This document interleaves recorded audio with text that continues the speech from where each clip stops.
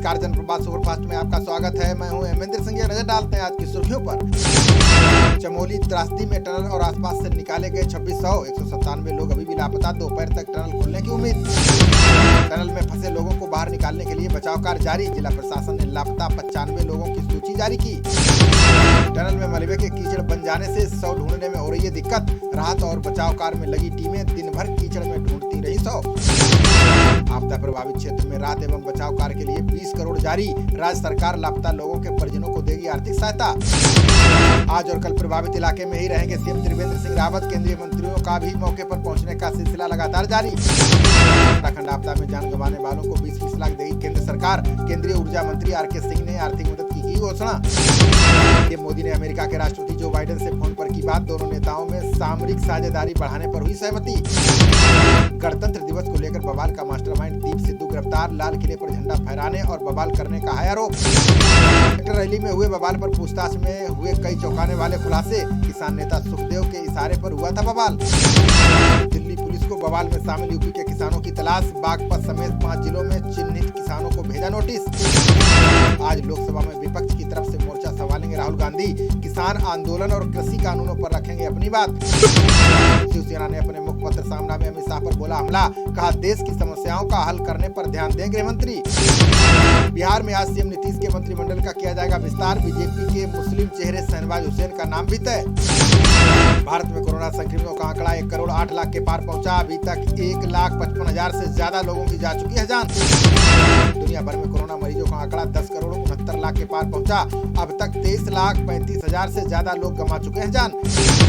क्षेत्र प्रमुख सुखबीर सिंह बादल ने पीएम मोदी से की अपील। बोले किसान आंदोलन को किसी धर्म से जोड़कर ना देखे सरकार।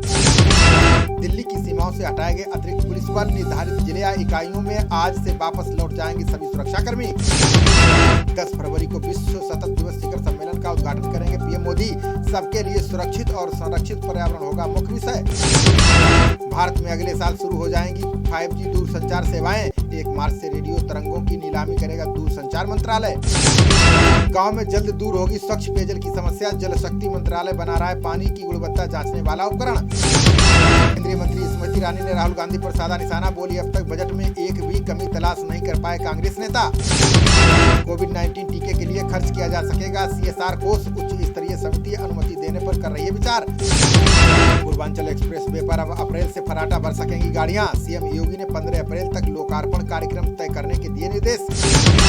माकपा नेता सीताराम येचुरी ने पीएम मोदी पर साधा निशाना। बोले प्रधानमंत्री मोदी का संबोधन असत्य से भरा। यूपी के हर जिले में बनेगा उत्तराखंड आपदा पीड़ितों के लिए नियंत्रण कक्ष। सीएम योगी ने लापता लोगों के हेल्पलाइन नंबर जारी करने के दिए निर्देश। आज बंगाल में 2 परिवर्तन यात्राओं को रवाना करेंगे जेपी नड्डा। बीरभूम और झाड़ग्राम में कई महत्वपूर्ण कार्यक्रमों में लेंगे हिस्सा। जम्मू में प्राथमिक विद्यालयों में कक्षाएं फिर से शुरू। 9वीं से 12वीं कक्षा तक के विद्यालयों में पहले से शुरू हो चुकी है पढ़ाई।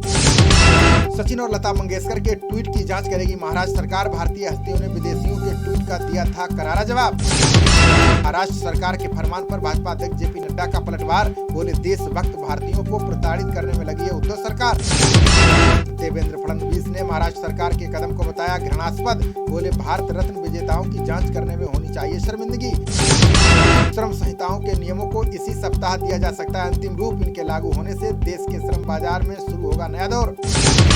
जम्मू और कश्मीर के कुछ हिस्सों में आज हो सकती है हल्की बारिश। मौसम साफ होने से चढ़ा पारा। बर्फीली हवाएं चलने से शीतलहर जारी। शिवसेना सांसद संजय राउत का मोदी के बयान पर पलटवार। बोले किसान समर्थक गर्व से कहें हम सब हैं आंदोलनजीवी। म्यांमार में तख्तापलट के विरोधियों पर सुरक्षा बलों की कार्रवाई। सैन्य सरकार ने लगातार तेज होते प्रदर्शन को लेकर लगाया कर्फ्यू। 4 साल बाद जेल से छूटने पर शशिकला का जोरदार स्वागत। अन्ना द्रमुक पार्टी ने कहा शशिकला का पार्टी से नहीं है कोई लेना देना। दिल्ली की अनाधिकृत कॉलोनियों को नियमित करेगी केंद्र सरकार। सरकार ने नियमितीकरण के लिए राज्यसभा में पेश किया विधेयक। इजरायली पीएम नेतन्याहू के खिलाफ कोर्ट में शुरू हुई सुनवाई। यरूशलेम कोर्ट ने भ्रष्टाचार के मामले में शुरू की कार्रवाई। दक्षिण अफ्रीका ने एस्ट्राजेनेका टीका लगाने पर लगाई रोक, स्वास्थ्य कर्मियों को टीका देने की सरकार कर रही थी तैयारी। शेयर बाजार में लगातार 6 दिनों से चल रहा है बड़ा उछाल, केंद्र सरकार के बजट जारी होने के बाद बाजारों में आई थी रौनक। केंद्रीय वित्त मंत्री ने सरकार के राजकोषीय घाटे पर दिया बयान, निर्मला बोली घाटे को रोकने के लिए सरकार लेगी बड़े फैसले। केंद्रीय मंत्री जितेंद्र सिंह ने पेंशन के नियमों को उदार बनाने का किया दावा, बोले मृत सरकारी सेवक या पेंशन भोगी परिवार के लिए पात्रता करेंगे सरल। केंद्र ने राज्यों को एक राष्ट्र एक राशन कार्ड योजना पर दी सलाह, का योजना में होने वाले खर्च के लिए केंद्र को दे कर्ज का प्रस्ताव। बैंकों के खिलाफ मिलने वाली शिकायतों पर आरबीआई का दावा, 30 जून 2020 तक 57% बढ़ी बैंकों की शिकायतें। दिल्ली की एक कोर्ट ने बीजेपी के कपिल मिश्रा मामले में की सुनवाई, समाज सेवी हर्ष मंदर ने दिल्ली बवाल को लेकर दायर की अर्जी। उत्तराखंड सीएम त्रिवेंद्र सिंह रावत के भ्रष्टाचार मामले में होगी सुनवाई, सीएम ने अपने खिलाफ सीबीआई जांच को हाईकोर्ट में दी है चुनौती। जेएनयू का नाम बदलने का प्रस्ताव केंद्र सरकार ने किया खारिज, बीजेपी महासचिव सीटी रवि ने नाम बदलने का दिया था प्रस्ताव। जनगणना को लेकर आज देश में मनाया जा रहा है राष्ट्रीय उत्सव, हर 10 साल बाद आज ही के दिन जनगणना की होती है शुरुआत। भारत इंग्लैंड के बीच पहला टेस्ट मैच बेहद रोमांचक की स्थिति में पहुंचा, 420 रन के लक्ष्य के जवाब में भारत ने 4 विकेट पर बनाए 92 रन।